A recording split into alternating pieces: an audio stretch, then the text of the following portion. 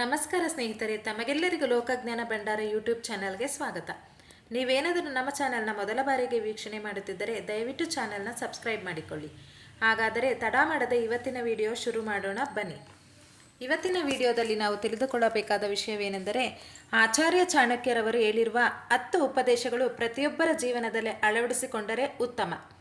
ಅದಕ್ಕೆ ಸಾಕ್ಷಿಯಾಗಿ ದನ ಕಾಯುತ್ತಿದ್ದ ಓರ್ವ ಸಾಮಾನ್ಯ ಹುಡುಗ ಮೌರ್ಯ ಸಾಮ್ರಾಜ್ಯವನ್ನೇ ಸ್ಥಾಪಿಸುತ್ತಾನೆ. ಆವತ್ತು ಅವನ ಹಿಂದಿದ್ದ ಮಹಾಶಕ್ತಿ ಎಂದರೆ ಅದು ಆಚಾರ್ಯ ಚಾಣಕ್ಯ. ಆವತ್ತು ಚಾಣಕ್ಯನ ಸೂತ್ರಗಳೇ ಚಂದ್ರಗುಪ್ತ ಮೌರ್ಯನಿಗೆ ನೆರವಾಗಿದ್ದವು. ಚಾಣಕ್ಯ ನೀಡಿದ ಸೂತ್ರಗಳನ್ನು ಇಂದಿಗೂ ಜನ ಪಾಲಿಸುತ್ತಾ ಬಂದಿದ್ದಾರೆ. ಜೀವನದಲ್ಲಿ ಕುಗ್ಗಿ ಹೋಗಿದ್ದೇವೆ, ಏನನ್ನಾದರೂ ಸಾಧಿಸಲೇಬೇಕು ಎನ್ನುವವರು ಮಾತ್ರ ಆಚಾರ್ಯ ಚಾಣಕ್ಯ ನೀಡಿದ ಈ 10 ಜೀವನ ಪಾಠಗಳನ್ನು ಪಾಲಿಸಿ. ಮೊದಲನೆಯದಾಗಿ, ಹುಟ್ಟು ದಾರಿದ್ರ್ಯವಾದರೂ ಸಾವು ಶ್ರೇಷ್ಠವಾಗಿರಲಿ.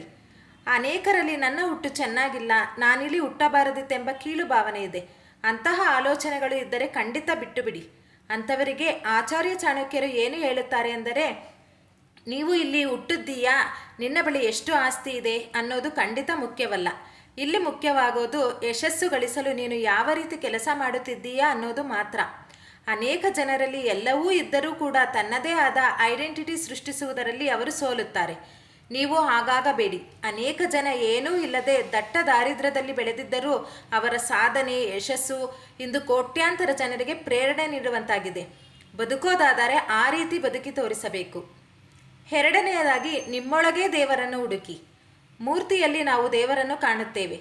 ಭಗವಂತನನ್ನು ಒಲಿಸಿಕೊಳ್ಳಲು ನಾವು ನಾನಾ ವಿಧದ ಪೂಜೆ, ಪುನಸ್ಕಾರ, ಹೋಮ, ಹವನಗಳನ್ನು ಮಾಡುತ್ತೇವೆ. ಆದರೆ ಚಾಣಕ್ಯನ ಕಿವಿ ಮಾತು ಏನೆಂದರೆ, ದೇವಸ್ಥಾನದಲ್ಲಾಗಲಿ ಅಥವಾ ಮೂರ್ತಿಯೊಳಗಾಗಲಿ ದೇವರಿಲ್ಲ. ಬದಲಿಗೆ ನಾವು ನಮ್ಮೊಳಗೇ ದೇವರನ್ನು ಹುಡುಕಬೇಕು.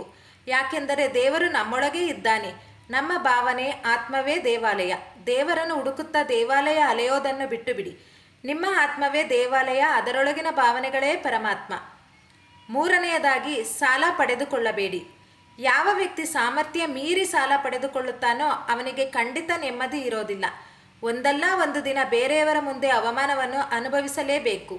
ಆದ್ದರಿಂದ ನಿಮ್ಮ ಸಂಕಷ್ಟದ ಪರಿಸ್ಥಿತಿಯಲ್ಲಿ ನೀವೇನಾದರೂ ಸಾಲ ಪಡೆದುಕೊಂಡಿದ್ದರೆ ಪರವಾಗಿಲ್ಲ, ಆದರೆ ಆದಷ್ಟು ಬೇಗ ಆ ಸಾಲವನ್ನು ಹಿಂತಿರುಗಿಸಿ ನಿಮ್ಮ ಹೊರೆಯನ್ನು ಇಳಿಸಿಕೊಳ್ಳಿ.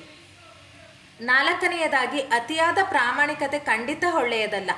ಮನುಷ್ಯ ಯಾವತ್ತಿಗೂ ಚಾಣಾಕ್ಷನಾಗಿರಬೇಕು, ಆಗ ಮಾತ್ರ ಬದುಕೋದಕ್ಕೆ ಸಾಧ್ಯ. ನಿಮಗೆ ಗೊತ್ತಿರಲಿ, ನೇರವಾದ ಮರಗಳಿಗೆ ಮೊದಲು ಕೊಡಲಿ ಏಟು ಬೀಳೋದು. ಅದೇ ರೀತಿ ಪ್ರಾಮಾಣಿಕತೆಯನ್ನು ದುರುಪಯೋಗ ಪಡಿಸಿಕೊಳ್ಳುವವರೇ ಹೆಚ್ಚು. ಅತಿಯಾದ ಪ್ರಾಮಾಣಿಕತೆ ಒಂದಲ್ಲ ಒಂದು ದಿನ ನಿಮಗೆ ಅಪಾಯವನ್ನು ತಂದೊಡ್ಡಬಹುದು. ಆದ್ದರಿಂದ ಜಾಗರೂಕರಾಗಿರಿ. ಐದನೆಯದಾಗಿ, ಸಮಯ ಬಂದಾಗ ಕಠಿಣವಾಗಿ ವರ್ತಿಸಿ. ಕೆಲವೊಂದು ಬಾರಿ ಹಾವುಗಳು ವಿಷವಿಲ್ಲದಿದ್ದರೂ ಕೂಡ ವಿಷಪೂರಿತ ಹಾವಿನಂತೆ ವರ್ತಿಸುತ್ತದೆ. ಈ ಮೂಲಕ ತನ್ನನ್ನು ತಾನು ರಕ್ಷಿಸಿಕೊಳ್ಳುತ್ತದೆ.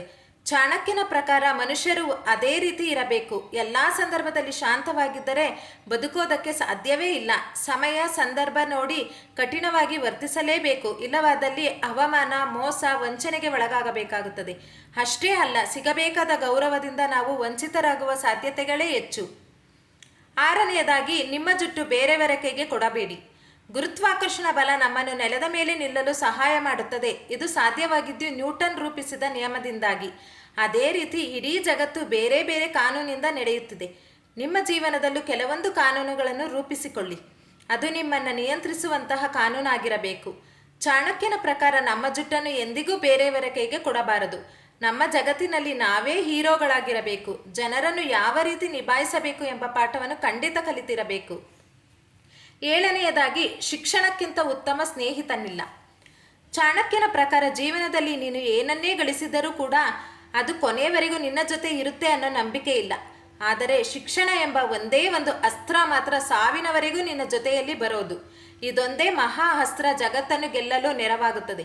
ಕೊನೆ ಪಕ್ಷ ನಿನ್ನ ಜೊತೆ ಯಾರೂ ಇಲ್ಲದಾಗಲೂ ಶಿಕ್ಷಣ ಗುರಿ ಮುಟ್ಟುವ ಮಾರ್ಗವನ್ನು ತೋರಿಸುತ್ತದೆ. ಆಚಾರ್ಯರ ಪ್ರಕಾರ ಪ್ರಾಯೋಗಿಕ ಜ್ಞಾನ ಯಾವತ್ತಿದ್ದರೂ ಪುಸ್ತಕದಿಂದ ಬರುವುದಲ್ಲ. ನಮ್ಮ ಜೀವನದಲ್ಲಿ ಆಗುವ ಪ್ರಾಯೋಗಿಕ ಘಟನೆಗಳಿಂದ ನಾವು ಒಂದೊಂದೇ ಜೀವನ ಪಾಠಗಳನ್ನು ಕಲಿಯುತ್ತಾ ಸಾಗುತ್ತೇವೆ. ನಾವು ಯಾವತ್ತಿಗೂ ಪುಸ್ತಕದ ಬದನೆಕಾಯಿಗೆ ನಮ್ಮ ಜೀವನವನ್ನು ಸೀಮಿತಗೊಳಿಸಲೇಬಾರದು. ಮನುಷ್ಯನಾದವನು ಶಿಕ್ಷಣದಿಂದ ಅಗಾಧ ಜ್ಞಾನ ಸಂಪಾದಿಸಲು ಪ್ರಯತ್ನಿಸಬೇಕು. ಎಂಟನೆಯದಾಗಿ, ಜ್ಞಾನ ಹೊಂದೇ ಮನುಷ್ಯನನ್ನು ಶಕ್ತಿಶಾಲಿಯನ್ನಾಗಿಸೋ ಅಸ್ತ್ರ. ನಾಯಕತ್ವದ ಮುಖ್ಯ ಅಂಶ ಏನೆಂದರೆ, ಯಾರ ಬಳಿ ಸಾಮರ್ಥ್ಯವಿರುತ್ತದೆಯೋ ಅವರು ಮಾತ್ರ ಜೀವನದಲ್ಲಿ ಮುಂದೆ ಬರೋದಕ್ಕೆ ಸಾಧ್ಯ. ಶಕ್ತಿಶಾಲಿಯಾಗಿದ್ದಾಗ ಮಾತ್ರ ನಾವು ಯಶಸ್ವಿ ವ್ಯಕ್ತಿಯಾಗಲು ಸಾಧ್ಯ. ಇದನ್ನು ಸಾಧಿಸಲು ನಮ್ಮ ಬಳಿ ಬೌದ್ಧಿಕ ಶಕ್ತಿ ಇರಲೇಬೇಕು. ಯಾವ ವ್ಯಕ್ತಿಯ ಬಳಿ ಅತ್ಯಧಿಕ ಜ್ಞಾನವಿರುತ್ತದೆಯೋ ಆತ ಮಾತ್ರ ಬದುಕಿನಲ್ಲಿ ಏನನ್ನಾದರೂ ಸಾಧಿಸಲು ಸಾಧ್ಯ. ಈ ಮೇಲಿನ ಎಲ್ಲ ವಿಚಾರಗಳು ಒಂದಕ್ಕೊಂದು ಕೊಂಡಿಯಂತೆ ಬೆಸೆದುಕೊಂಡಿದೆ. 9ನೇದಾಗಿ, ಪ್ರತಿನಿತ್ಯ ಹೊಸತನ್ನೇನಾದರೂ ಕಲಿಯಿರಿ. ಜೀವನವೇ ನಮಗೆ ಪಾಠಶಾಲೆ ಇದ್ದಂತೆ. ದಿನನಿತ್ಯ ಒಂದಲ್ಲ ಒಂದು ಹೊಸ ವಿಚಾರವನ್ನು ನಾವು ಕಲಿಯುತ್ತಲೇ ಇರುತ್ತೇವೆ.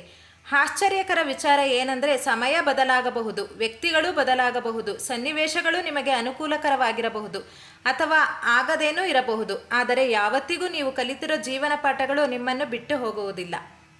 ಕೊನೆಯದಾಗಿ, ಕುಟುಂಬದೊಂದಿಗೆ ಅತಿಯಾದ ಅಟ್ಯಾಚ್ಮೆಂಟ್ ಬೇಡ. ಆಚಾರ್ಯ ಚಾಣಕ್ಯರು ಹೇಳೋ ಪ್ರಕಾರ ಯಾವ ವ್ಯಕ್ತಿ ಕುಟುಂಬದೊಂದಿಗೆ ಅತಿಯಾದ ಅಟ್ಯಾಚ್ಮೆಂಟ್ ಹೊಂದಿರುತ್ತಾನೋ ಆತ ಖಂಡಿತ ದುಃಖ ಹಾಗೂ ಭಯವನ್ನು ಅನುಭವಿಸಿಯೇ ಇರುತ್ತಾನೆ. ಯಾಕೆಂದರೆ ದುಃಖ ಹಾಗೂ ಭಯ ಅಟ್ಯಾಚ್ಮೆಂಟ್ನ ಮೂಲ ಬೇರುಗಳು. ಯಾರು ಇದರಿಂದ ದೂರವಿರುತ್ತಾರೆ ಅವರು ತುಂಬಾ ಖುಷಿಯಾಗಿ ಇರುತ್ತಾರೆ. ಈ ಮಾತು ಭಗವದ್ಗೀತೆಯಲ್ಲೂ ಸಹ ಇದೆ. ಸ್ನೇಹಿತರೆ, ಈ ವಿಡಿಯೋ ನಿಮಗೆ ಇಷ್ಟವಾಗಿದ್ದಲ್ಲಿ ನಿಮ್ಮ ಫ್ರೆಂಡ್ಸ್ ಮತ್ತು ಫ್ಯಾಮಿಲಿಗೆ ಶೇರ್ ಮಾಡಿ ಮತ್ತು ಒಂದು ಲೈಕ್ ಕೊಡಿ. ಇದೇ ರೀತಿಯ ಉಪಯುಕ್ತ ಮಾಹಿತಿ ವಿಡಿಯೋಗಾಗಿ ನನ್ನ ಚಾನಲನ್ನು ಸಬ್ಸ್ಕ್ರೈಬ್ ಮಾಡಿ. ಧನ್ಯವಾದಗಳು.